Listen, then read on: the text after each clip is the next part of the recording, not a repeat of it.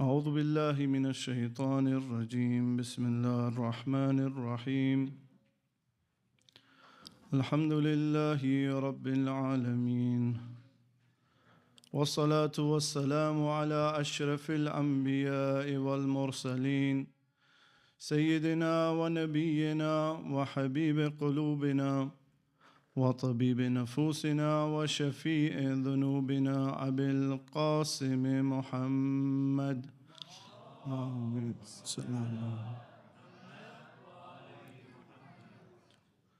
وعلى أهل بيته الطيبين الطاهرين المعصومين لا سيما بقية الله في الأرضين روحي وأرواح العالمين لتراب مقدمه الفداء ولعنة الله على أعدائهم أجمعين من الآن إلى يوم الدين. For the hastening and return of our beloved Imam, recite salawat.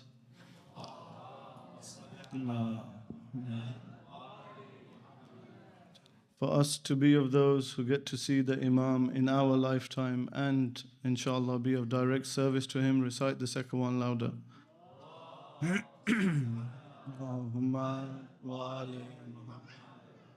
For us, for all the love that we have for the lady Fatimatul Zahra, Salamullah alayha, recite the last one with the loudest of your voices. Allahumma salli ala Muhammad wa ali Muhammad wa ajil farjan. Respected elders, dear brothers and sisters, Assalamu alaikum jami'an wa rahmatullahi wa barakatuh. Alhamdulillah, we gather for part 2 of our discussion. As the brother said, beautiful discussion of marriage. And inshallah, maybe if we have the tawfiq, we might have a part 3 next week. Last week, we started our discussion on marriage. And we spoke about how this institution is the most loved institution in the eyes of Allah. And we spoke about its importance, when we should get married, why we should get married. Recite salawat, please.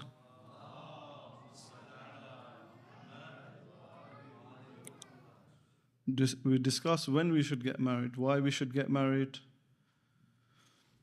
some of the criteria, some of the main traits that we should look for in a partner. And we spoke and mentioned that the main criteria was what? Brothers that were here last week? Piety, taqwa, your iman. And we emphasized the points about preparation, how many relationships or many couples struggle in their relationships today is because of a lack of preparation in marriage or for marriage. Knowing the delicacies, the differences, the physical, the emotional, the psychological differences between a man and a woman. How to speak, how to show that affection, how to understand a man and a woman. And we said today, this is a great form of resistance, because living in these countries and around the world, this institution is under great influence of the material world, the material lens, material world view. And how right now that we are in a state of war. And if we want to help society, if we want to strengthen society for our 12th Imam, and prepare the grounds for his reappearance, one of the ways is strengthening our family unit, be that if you've newly got married, if you've been married for 5 years, 10 years, 30 years, or some of you, alhamdulillah, 50 years. If you strengthen that institution, your community will be stronger. So today, we'll mainly talk about how to maintain this relationship, how to maintain this marriage. Because last week we got to what to look at, we skipped the wedding night, we skipped other parts, which inshallah you should read about and should look into, should prepare, do the recommended supplications, recommended prayers. But we're going to go through the 6 principles that are mentioned in this book. Sacred, I think House of Taha also sell it here, is published by Hadi Publications. It's a very small book, and you see it's maybe, I think, 30, 40 pages. But it goes through 6 main principles that I think are not only for marriage. It says principles for a tranquil marriage, but these principles you can use outside of marriage, in everyday life. So we'll go through these 6 principles, inshallah, explain parts of it, and also parts from the book by Ayatollah Ibrahim Amini. If you guys haven't read Principles of Marriage and Family Ethics, it's a great book to read. And I know you must have read the book of Sayyid Ali Khamenei Hafidahullah, of the Compassionate Family. So inshallah I'll put something together that inshallah we can all benefit. Recite salawat, please.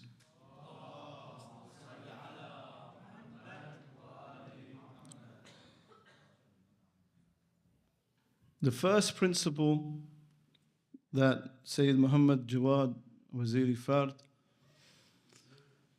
he mentions as the foundational principle is the principle of sacrifice. You know, we hear this a lot, you have to sacrifice.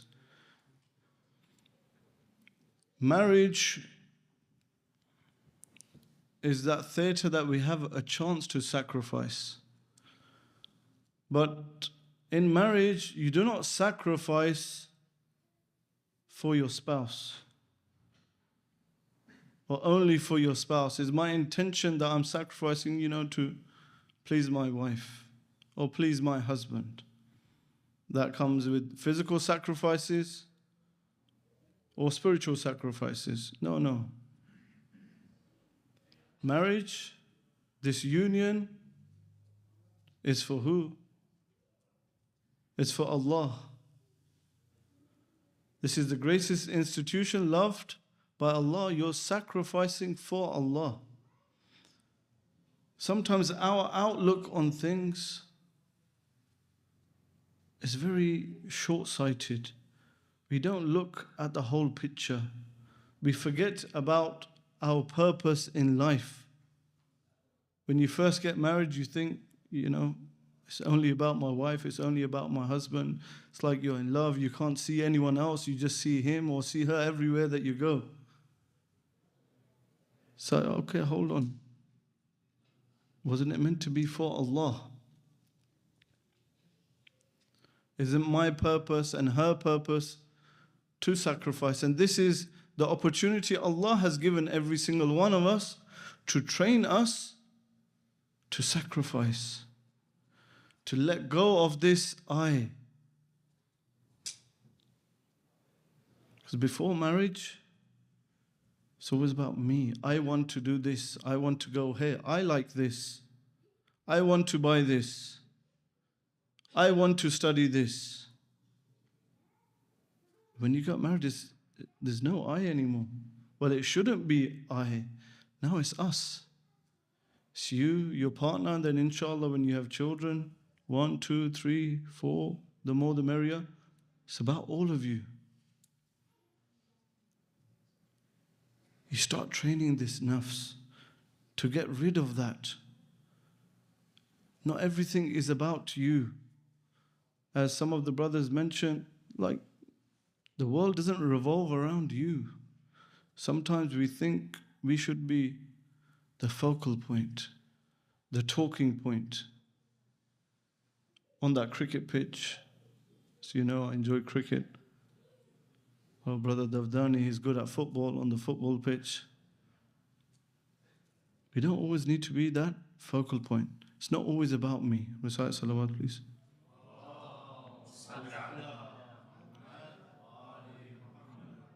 I know you have more love for the Prophet Muhammad and his holy household. You can recite a louder salawat.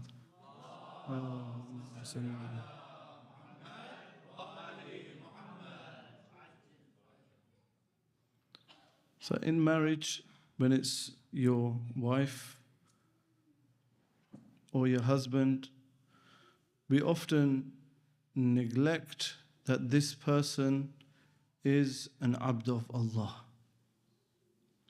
Why I'm mentioning this in this principle? Because it'll affect your outlook on everything else you do. Before she became your wife or before he became your husband, they're already what? An abd of Allah.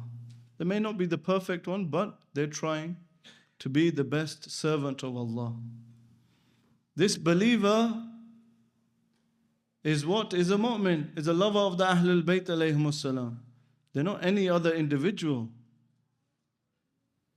Like we say in our riwayat, in our traditions, we've spoken about this before, that the honor and dignity of a mu'min is what? Afdal minal Kaaba, is greater than the Kaaba itself.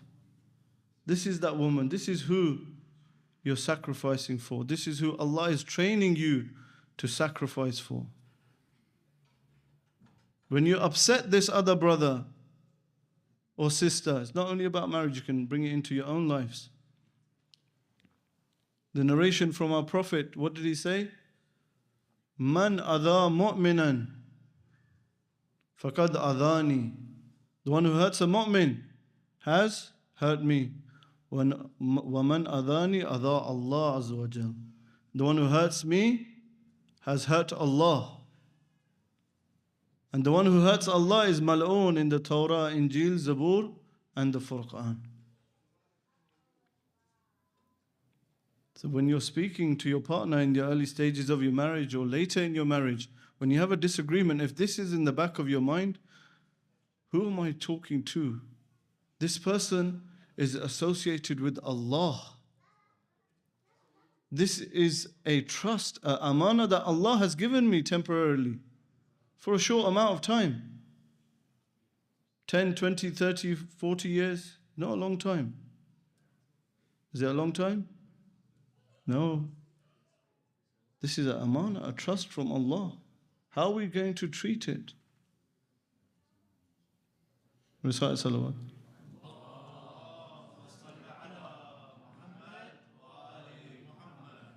So how can we sacrifice? It was interesting when I was discussing with a few brothers.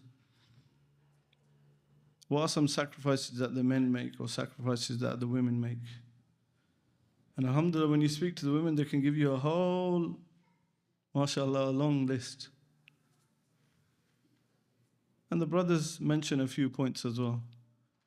But you have to sacrifice. If you want that tranquility in your marriage, you need to make some physical sacrifices. You know, you all work, mashallah, you work hard. You know, some of your wives are at home. They may not have children. Inshallah, those who don't, inshallah, may God bless them with children. But they work hard at home. You come home from work, she's tired, it's late at night now. You think, I need to go sleep, I need to get up, I need to get on the train, I need to get to London at this time. She wants to have a little conversation. You're tired. You've been to the gym. You were tired, but you had time to go to the gym. But you come back and you emphasize that you're tired, you need to go sleep. No. You need to make some sacrifices. If you want to have a happy marriage, because if you show that respect, when you make or put in that extra effort, it's showing that you have respect for your wife. You're caring. You're tired. Your nafs is telling you, go sleep, don't worry. But your wife wants to talk to you. Or sometimes we need to adjust our plans. Adjust the time that you spend going out. Before I was married, I used to play cricket. Oh, why am I using cricket? It's not cricket season anymore. I used to go to the gym 4 times a week. I used to go football once a week. Now I'm married. Can I do the same? Yeah, you don't stop playing sports. But you need to balance your time. Okay, what times am I going to do those activities? Will it affect our family time? Because at the end of the day, this partner of mine is going to bring up my children. She is my sakina. We're the tranquility for one another. We're going to be there for each other day in, day out, not our friends. Sometimes it's the other way around. As men, we accommodate for our boys rather than our own family. The brothers are saying, you know what? There's this fight happening. We need to meet up. It starts at 4, 5 in the morning. We will change everything just so we can go and spend time with our friends. And spending time with your friends is not a bad thing. But I'm just reminding us how much we sacrifice for others. A friend calls us in the middle of the night. We're wide awake. We can speak for an hour. But when our partner wants to speak to us for 5 minutes, no, I can't do that. Sometimes that sacrifice is spiritual. It's not always these physical actions. Sometimes that sacrifice is your own opinions. You have an opinion on a certain matter, a certain subject, on Islam or whatever it is, politics, or what's happening on the world stage, and you discuss with your partner, and she's insistent it's something else. So, okay, it's not going anywhere. Sometimes, you know what? Okay, I'll sacrifice. You don't need to agree with her, but it shouldn't lead to an argument. Sacrifice, okay, I don't need to speak about this right now. So, okay, alhamdulillah. Or sometimes it's your mustahab actions. Sometimes when it comes to Fatimiyya or Ashura, alhamdulillah, we're blessed with many programs. We have majlis in the morning, afternoon, evening, then there's house majalis. You know what? My wife got unwell. I know she's sick. I know she's living with me. She's left her family. We're newly married. I'm not talking about myself. It's been 10 years, alhamdulillah. I know she's sick, but it's Fatimiyya. Someone's invited me to go to a majlis. Okay, alhamdulillah, I'll go there. It's great, beneficial. In the afternoon, there's another majlis. In the evening, there's another majlis. And you're like, you know what? Fatimiyya, how can I stay at home? I need to go to the majlis. Don't you know the status of the majlis of the Ahlulbayt alayhi wassalam? Yes, it's very great. Alhamdulillah, you get rewarded, but your wife is your responsibility. She needs some care. She needs some nursing. You've been to one majlis, one lecture, maybe 2, but you've spent all day without your wife. She has no one at home.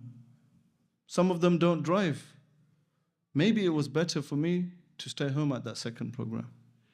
Even though it's a great action, going to the majlis, right? But we need to train ourselves to sacrifice. But we do not sacrifice every time our wife asks us. You know, as some of the brothers say, this brother is, I don't know, whipped, or he's in chains, or I don't know what they use. Why? Because he goes home early. Every time the brothers want to meet up, I can't come. Sisters, please let your brothers visit their friends and brothers. But yeah, we shouldn't take advantage of that. Recite salawat, please.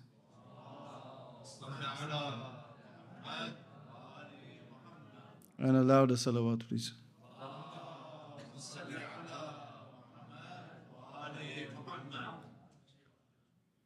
And another salawat, please.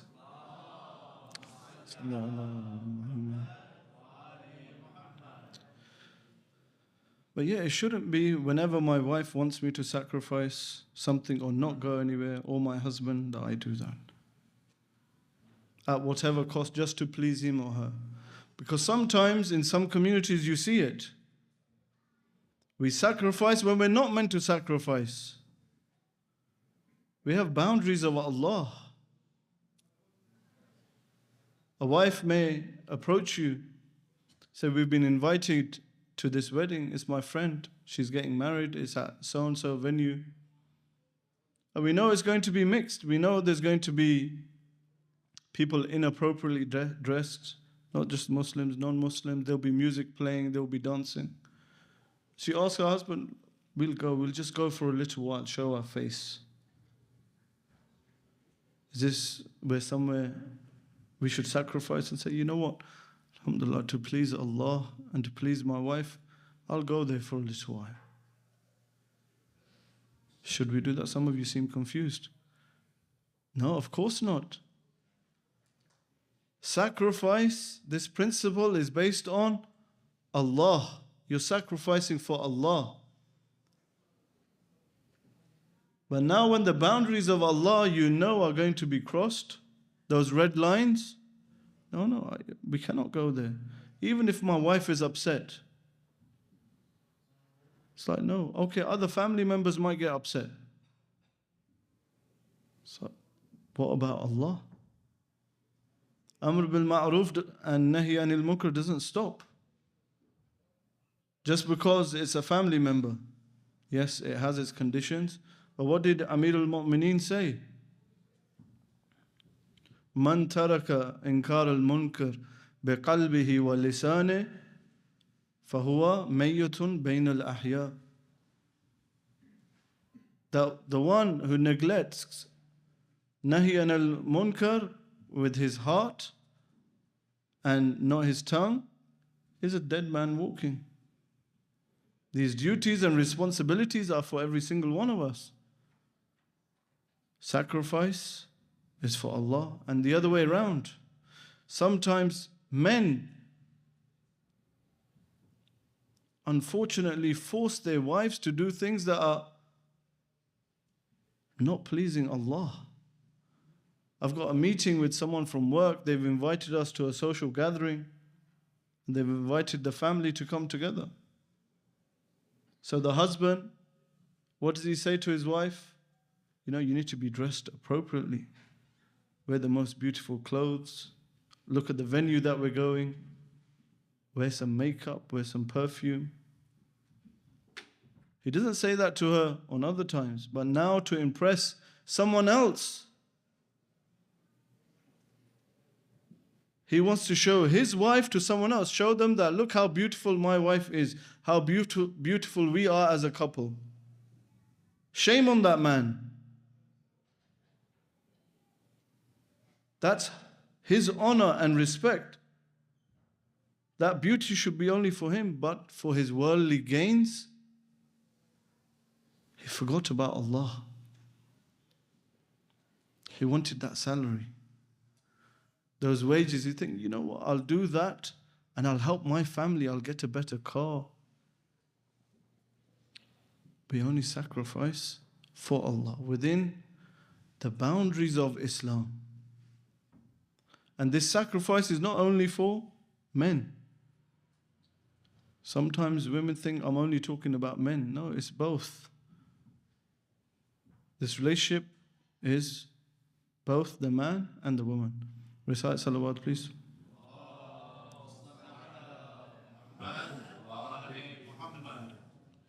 That's the first principle, the main principle, sacrifice. And you can relate back to this principle in many different ways and avenues.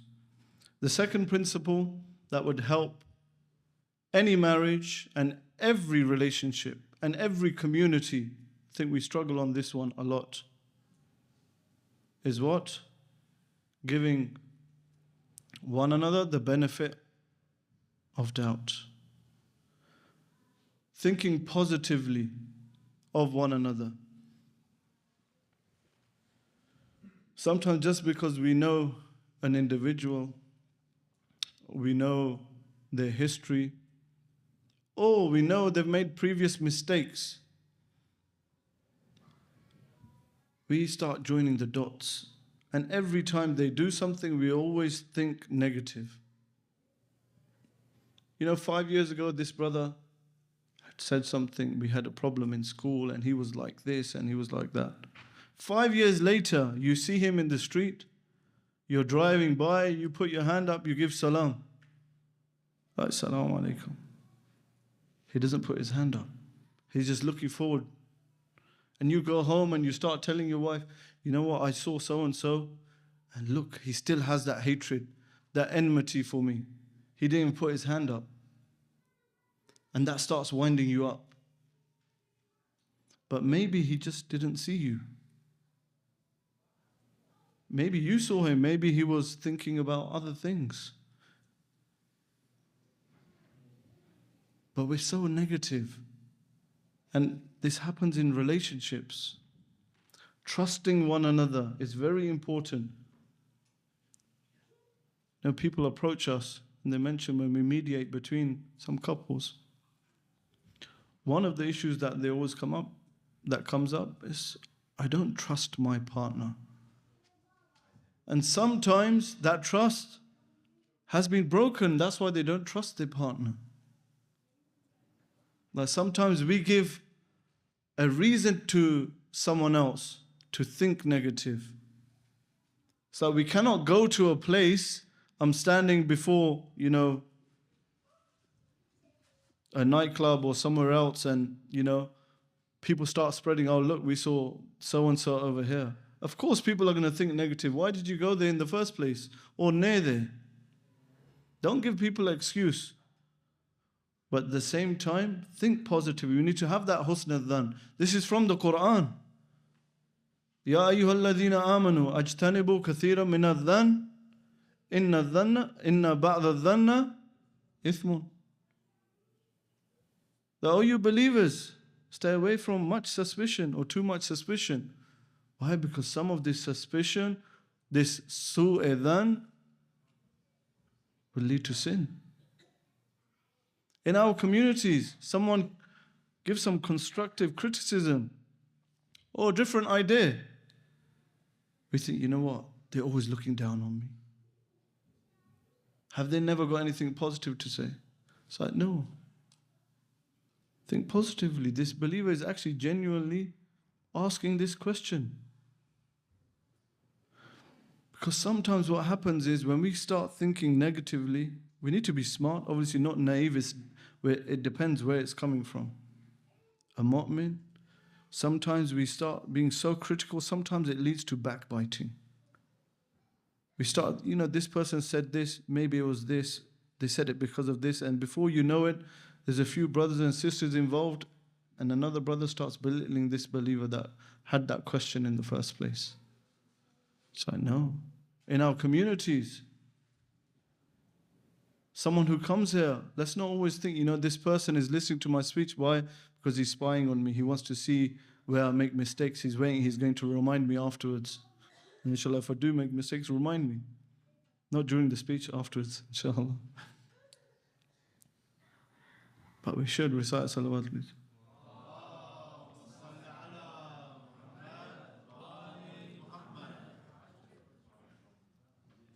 And another salawat, please.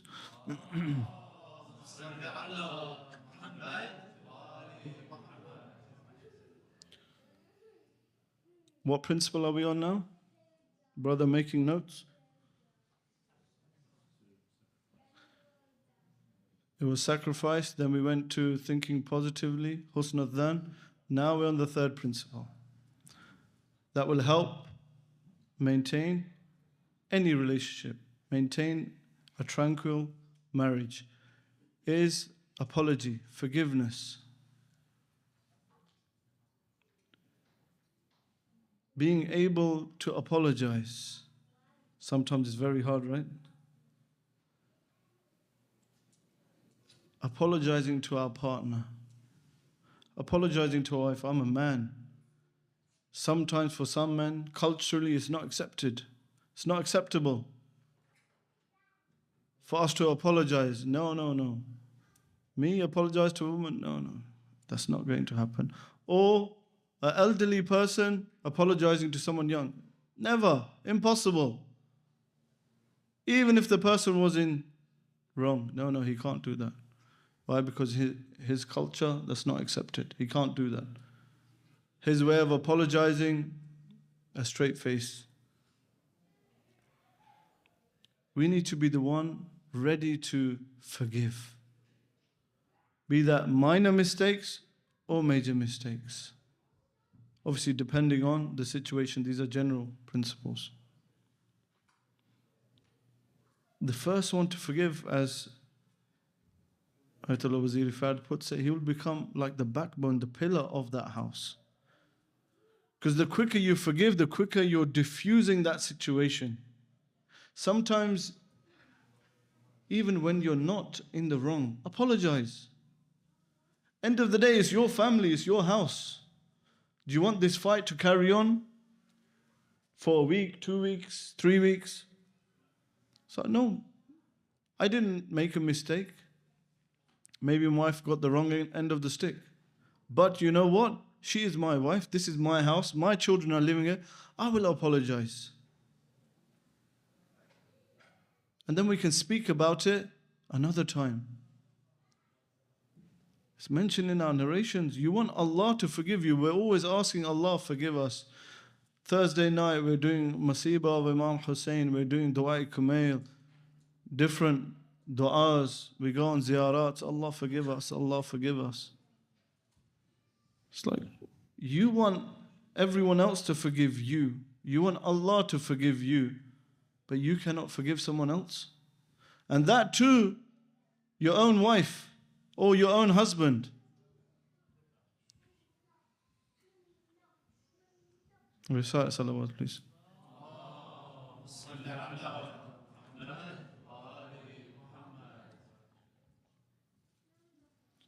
Number 4, which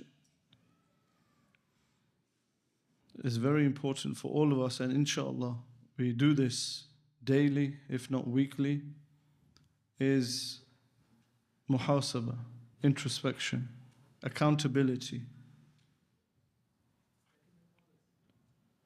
If you want peace, if you want to improve in your relationship with Allah, with your relationship with your partner, with your family members, with brothers and sisters, you need to have some sort of accountability. And looking at our own journey, looking at our own faults.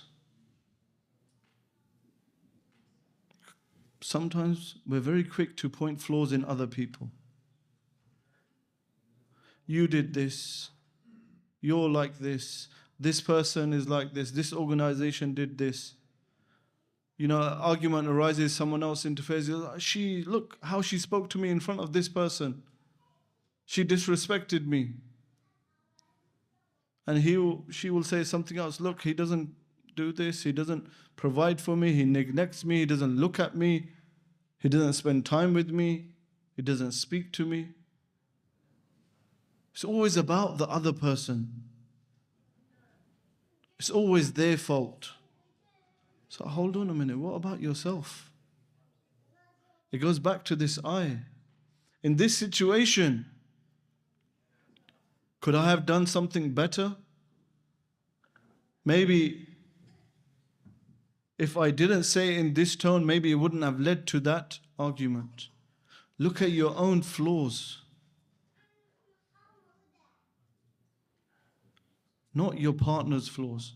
It's not point scoring. Sometimes when you get into arguments like, you did this, you did that, it's like, hold on, no. We're not trying to score points. What we're trying to do is get closer to Allah, help one another. Okay, afterwards think about it. Okay, what could I have done better? What is my fault here? Is it something I did in the morning? Maybe I did something last week and that triggered something. Not always about someone else. And with this outlook, you'll see your relationship will be a lot easier. This nafs, if it's left untamed, no matter how many books you read, how many narrations you read, how much Quran you read, it can cause unimaginable disaster. And that can become your greatest hijab. When your focus is just this book, my goal is this book, I want to understand this book or this data, this information, just because it's information. Non-Muslims know this information, but it hasn't affected their heart. We want to do it for Allah. Sometimes we make this excuse. We say to a partner, well, before I got married, you knew how I was. You spoke to me, your family knew me. This is how I was. So don't complain now, basically. Live with it. So no, you can't use these excuses. It might be true, you were like this before marriage, but that's shame on you. Why have you not changed? Why have you not improved? Yes, you had this anger problem before marriage. Okay, alhamdulillah, you've recognized you have a problem. First stages, acceptance. Okay, let's go on to the next steps now. Don't let shaitan confuse you and say, okay, it's all right. You just carry on living for the next 5-10 years. And every time this happens, you use that excuse. It's anger.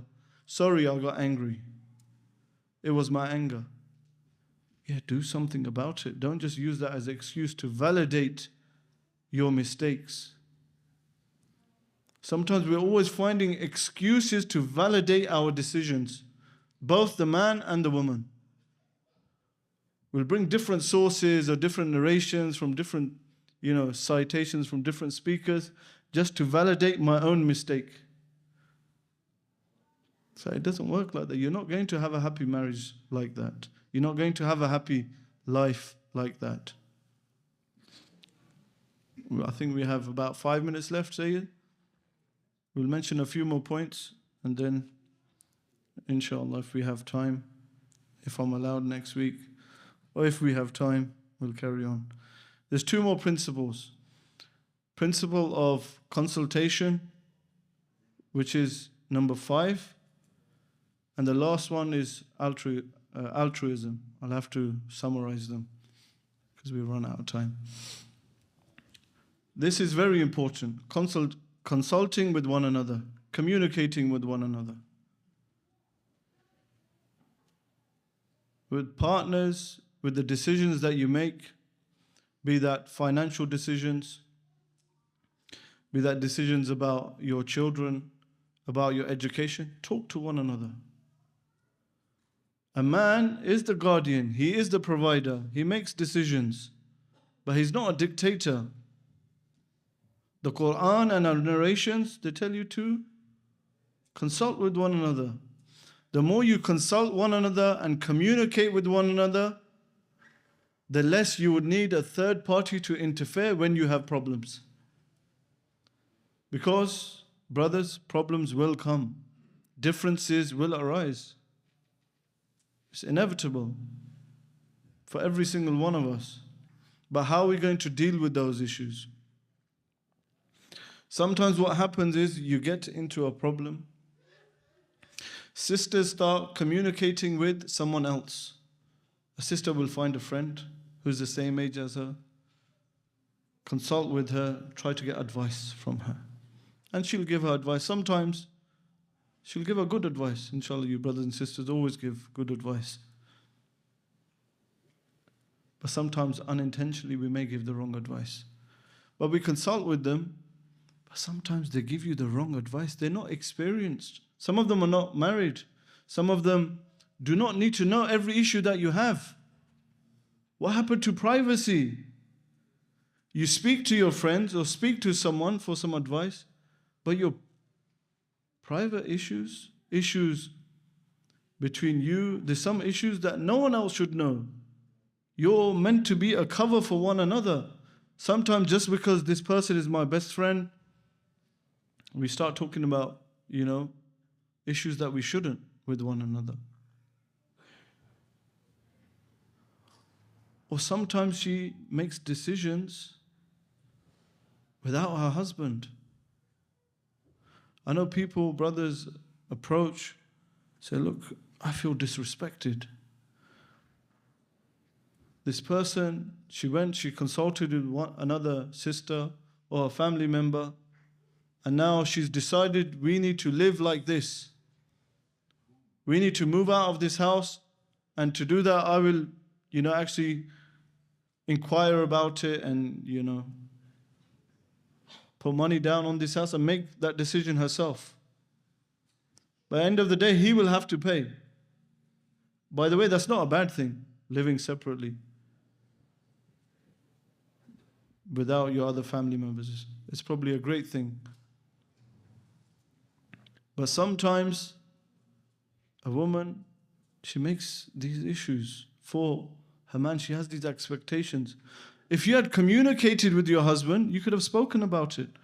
Okay, you know what? Maybe this space is getting a bit tight for us.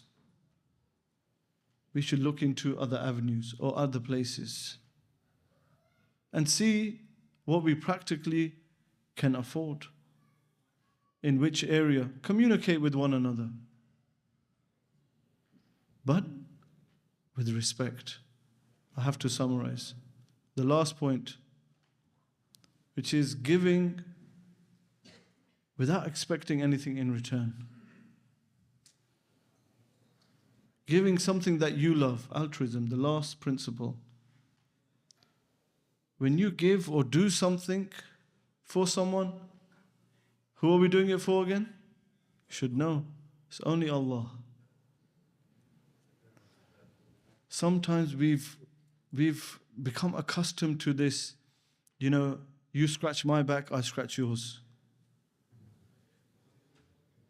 I'll help you, but you know what? Say it, you have to do something for me as well. I'm going to donate, but you know what? Mention this person's name. Mention my name. It's always something in return. What's my return? Return of investment. What am I going to get back? It's like, no. Why do you always want something back? Sometimes, it's okay. Do it for Allah. We're followers of the Ahlulbayt. When we read the Quran, when the Ahlulbayt were fasting, when Imam Hassan and Imam Hussain alayhi salam were unwell, what did they say? Said they fed them what? For the sake of Allah. لا نريد منكم جزاء ولا شكورا. This is who we follow. When we're doing a good action, maybe it's, you've come home, you washed 5 dishes. And tomorrow you remind your wife, you know what?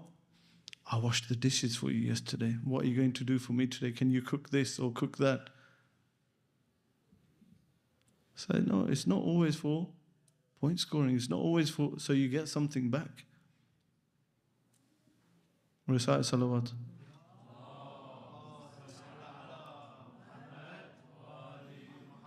Since some of you are tired, I'll finish with 2. That's the main 6 principles, 2 extra points. You can say bonus points that will help your marriage. There we go. Is looking after yourself, looking good, smelling good.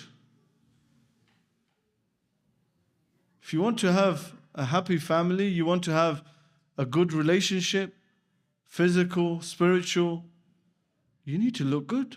You need to smell good. Sometimes we only smell good. There's an occasion we're coming out, we dress well, we put on, this new oud that we've bought. We put on deodorant, new socks, everything. But at home, as soon as we get home, we take that off and we get into our pajamas and, the creased clothes, it's got paint on it and it's got this and that. So come on. Allah loves beauty. Allah is Jameel. He wants you to be beautiful for one another. We expect from our wife to be beautiful. She's busy with her family, with the kids, but as soon as you get home, you want her to look the best. You don't want her scarf on when you get home. It's like she needs to look good in a good, outlook, even though she's been with the children. But sometimes the other way around. The man, he hasn't had a haircut or shaped his beard, or combed his beard for a very long time. Comb your beard, brothers, oil your beard. It's okay. It doesn't matter, 5 years, 10 years. No. All the time. Look good. The more you look good, the more you'll feel better. You'll feel good. Cleanliness is part of Iman. Brushing your teeth. Sometimes early in the morning, late at night, these are private times between you and your families. Why are we mentioning these points? Not for the fun of it, to make you laugh. These are common issues that people bring when they're having issues or getting separated. Some people have been separated and brought these reasoning to some courts. You can laugh about it, but it happens. You want to have that happy marriage, that successful marriage based on Allah and those principles? There's some of these extra things that we also need to think about. We ask Allah to hasten the reappearance of our 12th Imam. We ask Allah to bless all of the mu'mineen that are married here in this community with a marriage similar to that of the Lady Fatima Zahra and Amir al-Mu'mineen. Allah, we ask you to forgive our major and minor sins. O Allah, forgive our marhameen of their sins, O Allah. All those mothers who have lost their children or family members, bless them with more patience and strength. Walhamdulillahi Rabbil Alameen. Again, for the hastening and return of our Imam, recite another salawat.